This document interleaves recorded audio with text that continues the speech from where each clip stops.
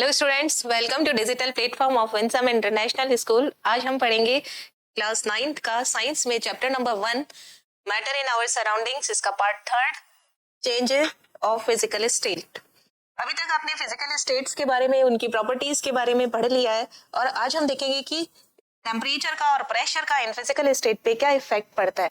First of all, effect of temperature on physical state, इसमें melting, boiling, sublimation and deposition देखेंगे और next effect of pressure on physical state, इसको पढ़ेंगे। Now first, effect of temperature on physical state. आपने किसी भी चीज को, सॉलिड को अगर आप हीट अप करते हो, जैसे आइस को अगर आप हीट अप करोगे तो वो मेल्ट हो जाएगी। मेल्ट होके किस में कन्वर्ट हो जाएगी? वाटर। वाटर क्या है? Liquid state. और लिक्विड को अगर आप हीट अप करोगे तो वो बॉईल होने लगेगा या इवेपोरेट होने लगेगा, तो वो किस में कन्वर्ट हो जाता है? वेपर में कन्वर्ट हो जाता है, मींस गैसियस स्टेट में कन्वर्ट हो जाता है। अब आप यहाँ पे क्या कर रहे हो? एक कांस्टेंट एनवायरनमेंट में गर्म कर रहे हो। प्रेशर को क्या रख रहे हो? कांस्टेंट रख रहे हो, क्योंकि एटमॉस्फेरिक प्रेशर क्या है? 1 atm, वो क्या हो गया? कांस्टेंट। और आप सिर्फ टेम्परेचर को चेंज कर रहे हो, इंक्रीज कर रहे हो। यानी सॉलिड को अगर आप हीट अप करोगे तो लिक्विड स्टेट में, और लिक्विड को हीट अप करोगे तो वो गैसियस स्टेट में कन्वर्ट हो जाता है। इसी तरीके से गैस को अगर आप कूल करते हो तो वो लिक्विड में, और लिक्विड को अगर आप कूल करते हो तो वो सॉलिड स्टेट के अंदर कन्वर्ट हो जाता है। जैसे कि हम फ्रीजर में बर्फ जब बनाते हैं तो आपको मालूम होगा, वाटर रखते हैं हम और टेम्परेचर को कम होता है, प्रेशर ज्यादा होता है और वो आइस में कन्वर्ट हो जाता है। नाउ यही चीज यहाँ लिखी हुई है, when a solid is heated it changes into liquid, and when a liquid is heated it changes into gas. Gas is cooled, it change into liquid, and liquid is cooled, it change into solid. Solid को heat किया, liquid state में convert हुआ, liquid को heat किया, gas state में convert हुआ। Gas को cool करने पर लिक्विड स्टेट और लिक्विड को कूल करने पर सॉलिड स्टेट बनती है।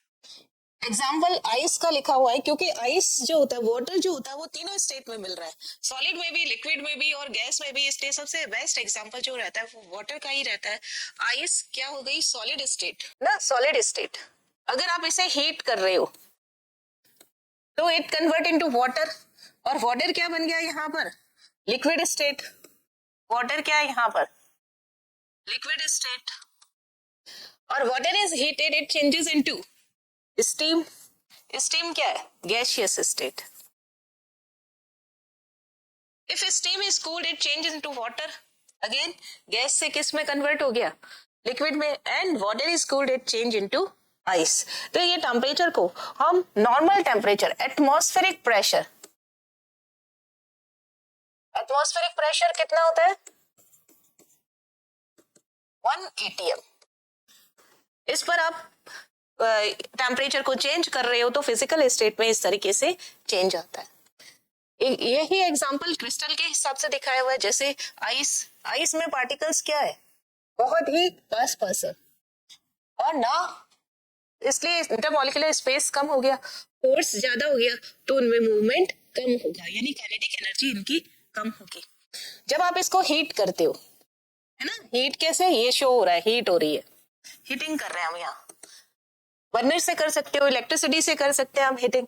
और जब आप इसको हीट कर रहे हो तो ये किस में कन्वर्ट हो गया? सॉलिड स्टेट जो है वो, ये सॉलिड स्टेट किस में कन्वर्ट हो गई? लिक्विड स्टेट में। ये कौन सी स्टेट आ गई? Liquid state. और लिक्विड स्टेट हुआ तो मॉलिक्यूल्स क्या हो गए? थोड़े थोड़े दूर हो गए, यानी इंटरमॉलिक्यूलर स्पेस जो हो गया वो इंक्रीज हो गया। और जैसे जैसे इंटरमॉलिक्यूलर स्पेस इंक्रीज होगा, वो पार्टिकल्स जो होंगे वो मूव करने लगेंगे, यानी इनमें काइनेटिक एनर्जी बढ़ने लगेगी। तो जब आप इसको हीट कर रहे हो तो particles move faster and further apart, क्योंकि हीट करने पर वो हीट क्या काम कर रही है? इन अट्रैक्शन मॉलिक्यूल्स के बीच में जो अट्रैक्शन फोर्स है उसको ब्रेक डाउन करने का काम कर रही है। तो वो जैसे ही ब्रेक डाउन होंगे तो वो मूव करने लगेंगे, काइनेटिक एनर्जी बढ़ जाएगी। अगर आप इसको और हीट किया, यानी बॉइल होने लग गया, वाटर लिक्विड से क्या हो गया? बॉइलिंग की तरफ चला गया। और आइस से क्या बना? वाटर कंप्लीट जब बनेगा तो इसको आप बोलते हैं मेल्टिंग। तो यहाँ पे जब वाटर बॉइल हुआ तो ये पार्टिकल्स से वो तो बहुत दूर हो गए, far apart, and move very quickly, randomly. देखिए इतने स्टीम के अंदर ये पार्टिकल और ये इसका मूवमेंट, ये पार्टिकल ये मूवमेंट, ये पार्टिकल ये इसका मूवमेंट। तो इस तरीके से पार्टिकल्स जो होते हैं वो हीट गेन करके उनमें अट्रैक्शन फोर्स जो होता है वो ब्रेक डाउन हो जाता है और वो बहुत तेजी से मूव करने लगते हैं। ये है हमारा effect of change of temperature on physical state. Now इसमें हमने दो प्रोसेस देखे। फर्स्ट प्रोसेस था मेल्टिंग और सेकेंड प्रोसेस था बॉइलिंग। अब मेल्टिंग क्या होता है और बॉइलिंग क्या होता है इसको हम पढ़ते हैं। When a solid is heated, the particles begin to vibrate with greater speed and begin to move more freely. अभी हमने बताया पार्टिकल्स के बीच में, ये पार्टिकल्स यानी कोई भी मैटर है, ये आपने अभी पढ़ा, वो किससे मिलके बना हुआ है? टाइनी पार्टिकल्स से। और उन अगर वो सॉलिड है तो उनमें इंटरमॉलिक्यूलर फोर्स बहुत ज्यादा है, और अगर वो लिक्विड है तो फोर्स थोड़ा और कम हो गया, और गैस में तो बहुत कम फोर्स होता है। तो यहाँ दो टर्मिनोलॉजी यूज करते हैं।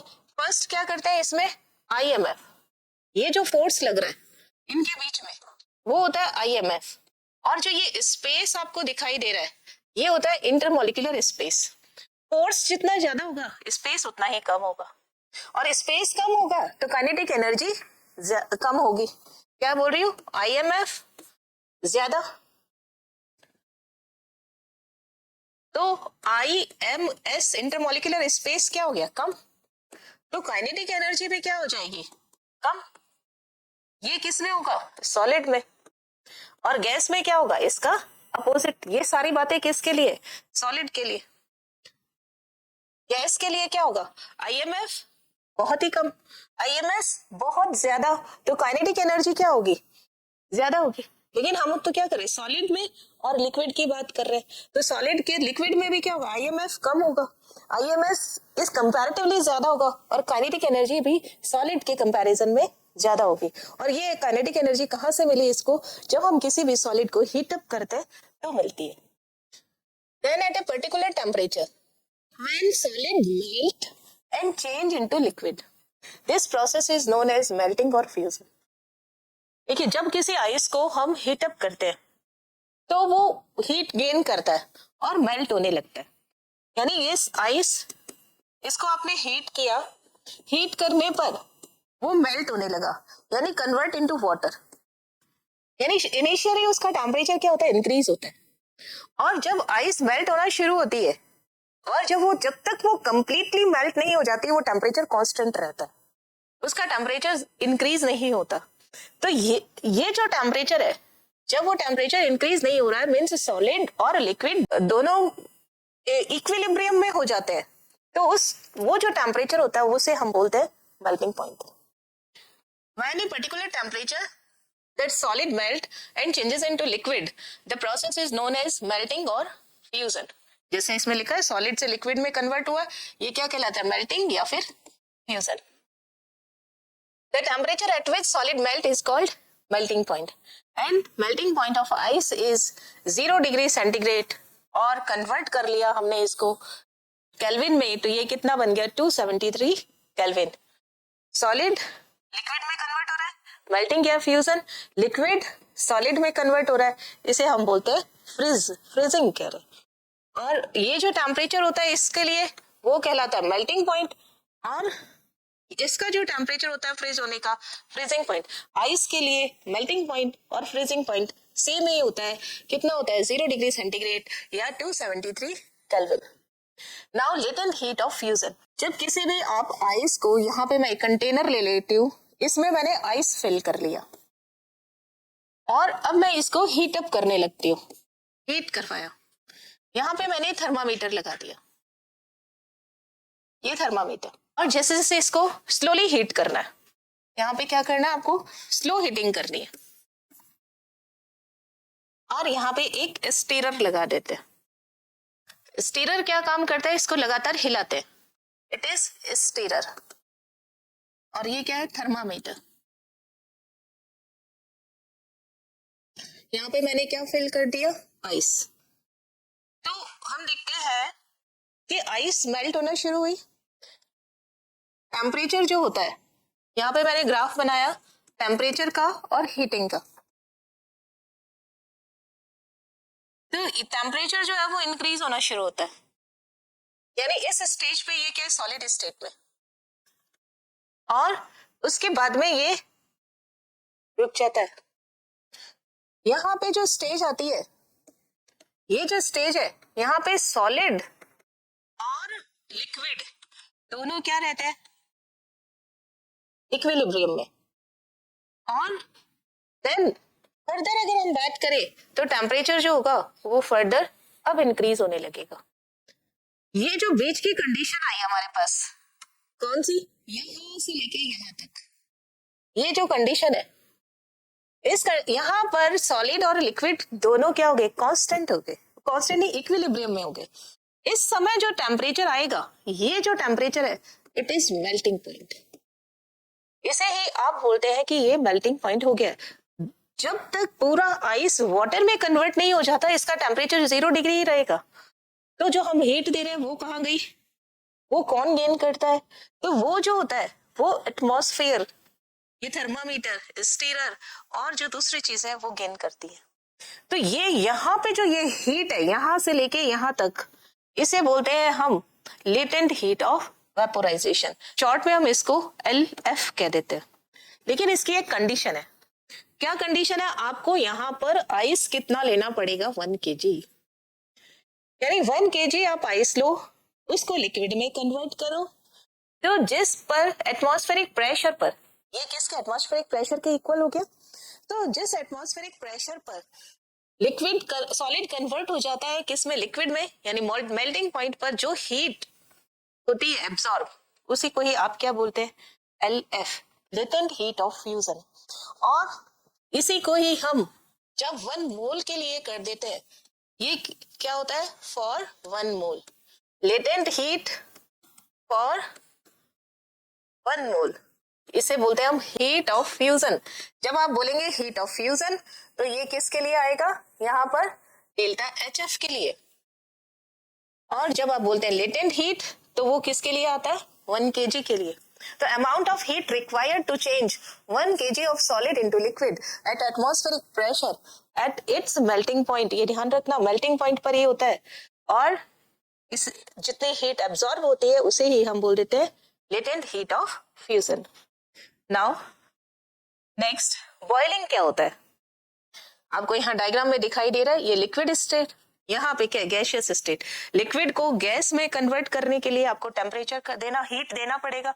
तो जो जिस टेम्परेचर पर लिक्विड का वेपर प्रेशर और गैस का वेपर प्रेशर इक्वल हो जाता है, इक्विलिब्रियम में होता है, वो जो टेम्परेचर होता है उसे हम बोलते हैं बॉइलिंग पॉइंट। तो वैसे पढ़ते हैं इसे, when a liquid is heated particles begin to move even faster. Obvious है, हम टेम्परेचर हीट देंगे तो काइनेटिक एनर्जी जो होती है वो बढ़ जाती है। Then at a particular temperature, liquid begins to boil, changes into gas. Boiling is a bulk phenomena. The temperature at which liquid starts boiling is called boiling point. Boiling point of water is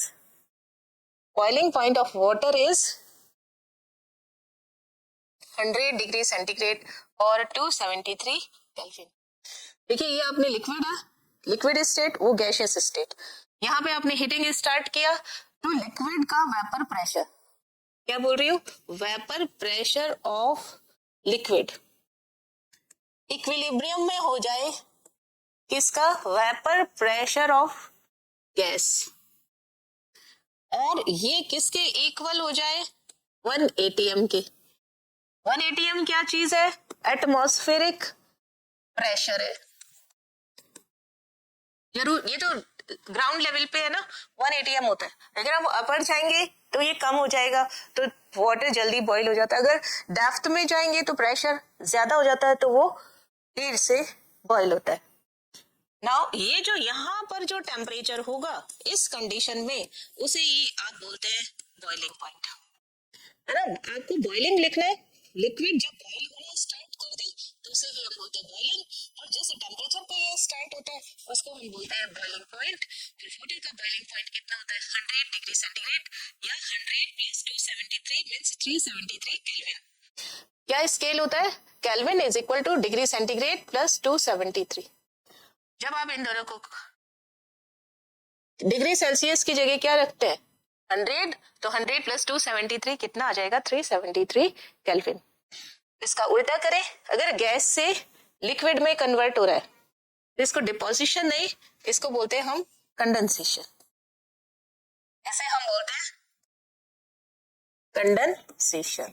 तो gas से liquid में convert हो रहा है, इसे हम बोलेंगे condensation, और लिक्विड से गैस में कन्वर्ट हो रहा है, इसे हम बोलते हैं boiling. Now latent heat of vaporisation, the amount of heat energy required to change. देखिए लेटेंट हीट में हमेशा 1 kg आएगा। अगर heat of fusion, heat of vaporisation आए तो उसे हम बोलते हैं 1 मोल।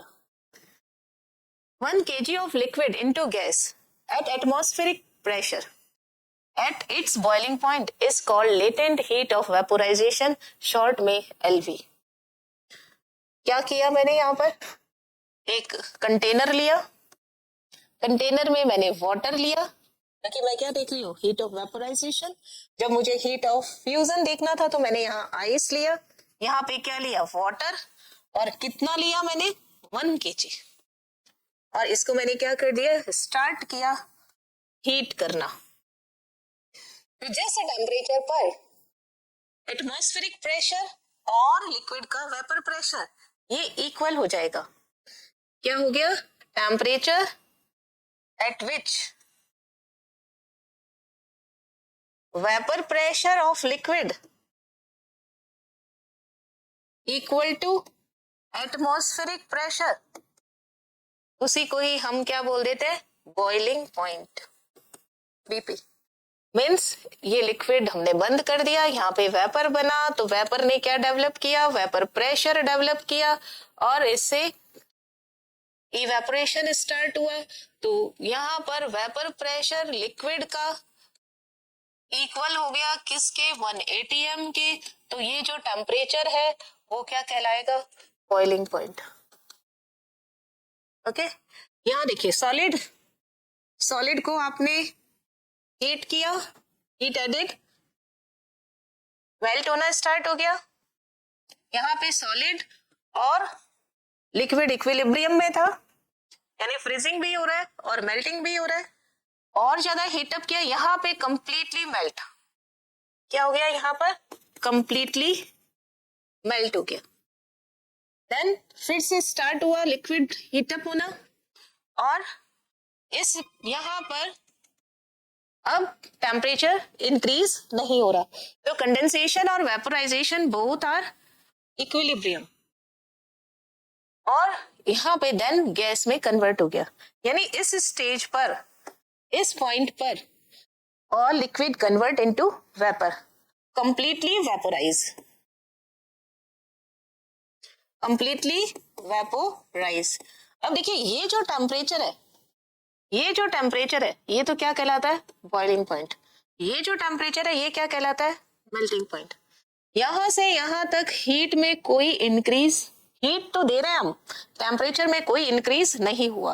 तो ये जो आया आपके पास में हीट, यहां से लेके यहां तक, ये कहलाता है हीट ऑफ फ्यूजन।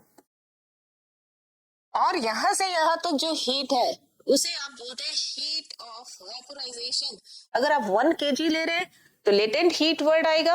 अगर आप 1 मोल ले रहे हैं मटेरियल यानी वाटर, तो आपका वो HV या HF कहलाता है, यानी heat of vaporisation only latent word हट जाएगा। लेटेंट आ रहा है तो इट मींस 1 kg वर्ड आएगा। तो या बॉइलिंग में आपके क्या होता है, हीट ऑफ वेपोराइजेशन, और मेल्टिंग में क्या होता है, हीट ऑफ फ्यूजन। अब हम नेक्स्ट चेंज लेते हैं, physical transformation, that is the sublimation and deposition. What is sublimation?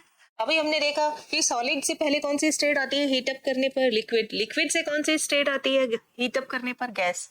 अब ऐसा आएगा कि सॉलिड को हीटअप करने पे डायरेक्ट गैसियस स्टेट आ जाएगी, लिक्विड स्टेट आएगी ही नहीं, तो उसे हम बोलते हैं सब्लिमेशन। ऐसे ही गैस को कूल करने पर डायरेक्ट वो सॉलिड में कन्वर्ट हो जाएगा, इसे हम बोलते हैं डिपोजिशन। जैसा इसमें दिख रहा है ये सॉलिड स्टेट है और ये किस में कन्वर्ट हो गया, गैसियस स्टेट में, तो ये जो प्रोसेस है वो क्या कहलाएगा, सब्लिमेशन। और गैस है तो उसे कूल किया, यहाँ पे आपको क्या करना पड़ेगा, हीट, और यहाँ पे क्या करने पड़ेगा, हीट गेन, और यहाँ पे क्या होगा, हीट लॉस। तो यहाँ पर कौन सी स्टेट नहीं आई, लिक्विड स्टेट नहीं आई, तो गैस से डायरेक्ट ये किस में कन्वर्ट हो गया, सॉलिड में, इसे हम बोलते हैं डिपोजिशन।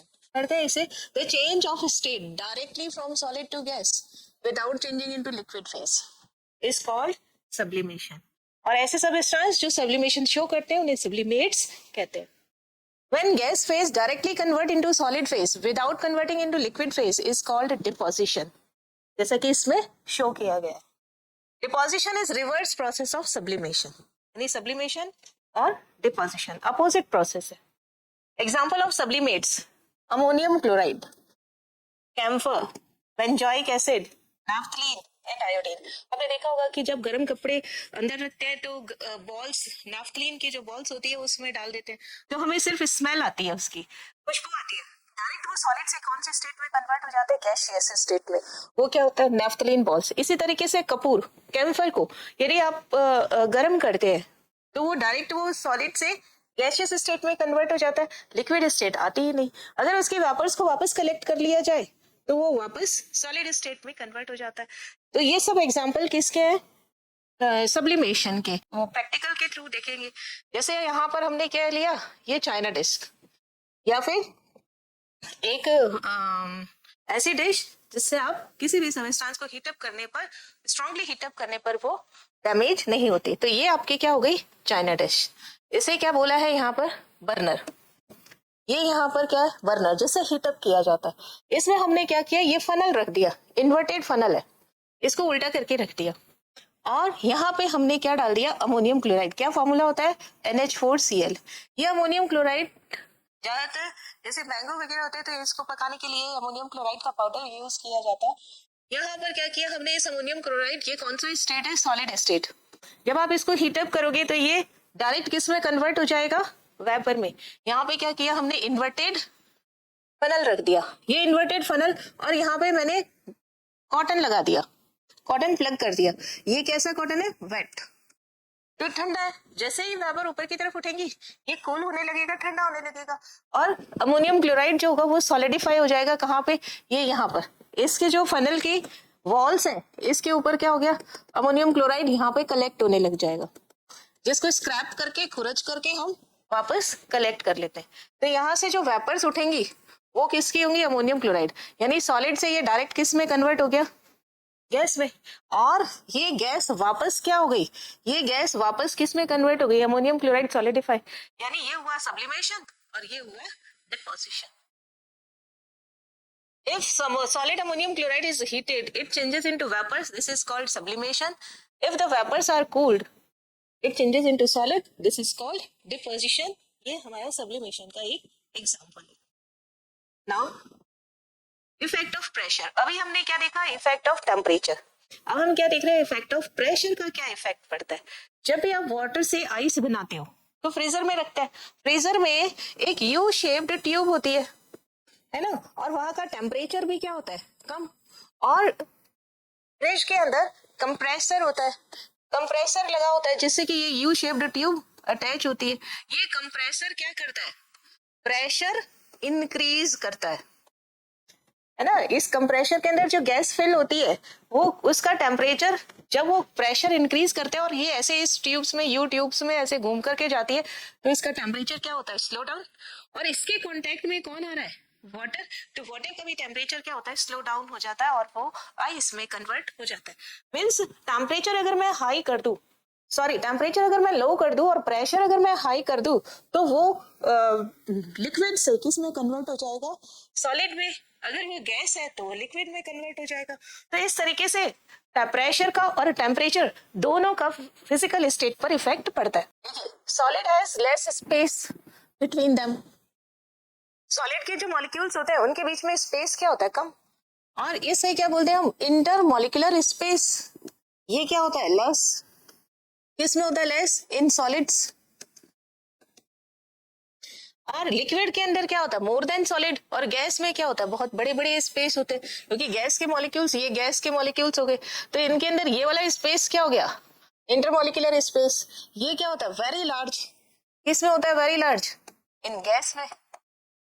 और जब ये वेरी लार्ज होता है तो हम प्रेशर अप्लाई करते हैं तो ये मॉलिक्यूल्स क्या होते हैं? पास पास आ जाते हैं. By applying pressure on gas it converted into liquid, and further increase in pressure it converted into solid. ये यहाँ पर दिया गया फेजेस के लिए. सॉलिड, आप प्रेशर क्या कर रहे हो? डिक्रीज. टेम्परेचर को आपने क्या किया? बढ़ा दिया. प्रेशर डिक्रीज किया और टेम्परेचर को इंक्रीज कर दिया, तो सॉलिड किस में कन्वर्ट हो गया? लिक्विड में। क्योंकि जब आप टेम्परेचर इंक्रीज करते हो तो मॉलिक्यूल्स के बीच का स्पेस जो होता है वो बढ़ जाता है, काइनेटिक एनर्जी बढ़ जाएगी, तो सॉलिड किस में कन्वर्ट हो जाएगा? लिक्विड में। सिमिलरली अगर लिक्विड के ऊपर प्रेशर कम कर दिया जाए और टेम्परेचर को बढ़ा दिया जाए, मीन्स उसे हीट अप किया जाए, तो वो किस में कन्वर्ट हो जाता है? गैस में। इसका अपोजिट करें, गैसेस के अंदर कंप्रेसिबिलिटी मैक्सिमम होती है। जब कंप्रेसिबिलिटी मैक्सिमम होती है तो प्रेशर आप इंक्रीज करेंगे और टेम्परेचर को स्लो डाउन करेंगे, तो वो लिक्विड स्टेट में कन्वर्ट हो जाएगा, और प्रेशर और बढ़ा दे, टेम्परेचर और कम कर दे, तो वो सॉलिड में कन्वर्ट हो जाता है। यानी एट हाई प्रेशर, अगर प्रेशर बहुत ज्यादा कर दिया है तो इंटरमोलिकुलर स्पेस, इसी को क्या बोलते हैं? IMS, बिटवीन मॉलिक्यूल्स डिक्रीजेस, ये डिक्रीज हो जाएगा। अगर आप प्रेशर इंक्रीज करोगे तो IMS डिक्रीज हो जाएगा और फिजिकल स्टेट चेंज हो जाती है। This we can say that temperature and pressure determine the state of physical state, determine the physical state. Now at high pressure and low temperature, बहुत ही important है, आपका pressure क्या होना चाहिए? हाई, और टेम्परेचर क्या होना चाहिए? लो। तो गैस किस में कन्वर्ट हो जाती है? लिक्विड में। गैस किस में कन्वर्ट हो जाएगी? लिक्विड में। यानी गैसेस को लिक्विफाई करने के लिए कंडीशन क्या है? प्रेशर हाई होना चाहिए और टेम्परेचर लो होना चाहिए। एक एग्जांपल जिसे बहुत ज्यादा काम में लिया जाता है, that is the solid CO2। आपने ये सिलेंडर देखा होगा, बहुत जगह लगा हुआ होता है, कोई भी मॉल में या कॉलेजेस के अंदर, स्कूल्स के अंदर, फायर एक्सटिंग्विशर। और यहाँ देखिए क्या लिखा है, ये CO2। ये CO2 जो होती है ये अंडर हाई प्रेशर है। अंडर हाई प्रेशर ये किस में कन्वर्ट हो गया? हाई प्रेशर में गैसेस जो होता है वो सॉलिड CO2 में कन्वर्ट हो गया। यानी सॉलिड CO2 क्या होती है? कार्बन डाइऑक्साइड, ये गैस होती है, ये सॉलिड हो गया, स्टोर्ड अंडर हाई प्रेशर, और it is used as a fire extinguisher, आग बुझाने के काम में लिया जाता है। Solid CO2 convert into directly to gaseous state, यानी CO2 सॉलिड है। अगर आप प्रेशर रिलीज करते हैं, यानी प्रेशर कम करते हैं, डिक्रीज करते हैं, तो वो किस में कन्वर्ट हो जाएगा? CO2 डायरेक्ट गैस में कन्वर्ट हो जाता है। इस सॉलिड CO2 को हम क्या बोलते हैं? वाटर आइस जैसा ये दिखता है ये हमें, इसलिए इसे बोलते हैं ड्राई आइस। कई बार फायर एक्सटिंग्विशर का एक्सपेरिमेंट चल रहा हो तो आपने नोटिस किया होगा कि पूरे बगीचे के अंदर, जहाँ बहुत बड़े एरिया के अंदर ऐसे व्हाइट से यहाँ पर फोम जैसे डिपॉजिट हो जाते हैं, ये सॉलिड CO2 जो डायरेक्ट किस में कन्वर्ट हो गई है? प्रेशर रिलीज करने पर गैस में कन्वर्ट हो गई है, वो है, और थोड़ी देर बाद में वो खत्म हो जाते हैं, तो इसलिए हम इसको बोलते हैं ड्राई आइस। तो फायर एक्सटिंग्विशर में कौन सी गैस यूज की जाती है? ड्राई आइस, यानी सॉलिड CO2। ओके, ये था हमारा फिजिकल स्टेट्स पर टेम्परेचर और प्रेशर का क्या इफेक्ट पड़ता है। एक्चुअली प्रेशर अगर हम इंक्रीज कर दे और टेम्परेचर डिक्रीज कर दे तो गैसेस लिक्विड में और लिक्विड सॉलिड में कन्वर्ट हो जाते हैं, और इनका हम बेस्ट यूज कहाँ पे देखा जा रहा है? ड्राई आइस के अंदर, यानी जिसे हम फायर एक्सटिंग्विशर की तरह काम में ले रहे हैं। आज के सेशन में हम इतना ही पढ़ेंगे, नेक्स्ट सेशन में हम इससे आगे की बात यानी इवेपोरेशन के बारे में पढ़ेंगे। Thank you so much.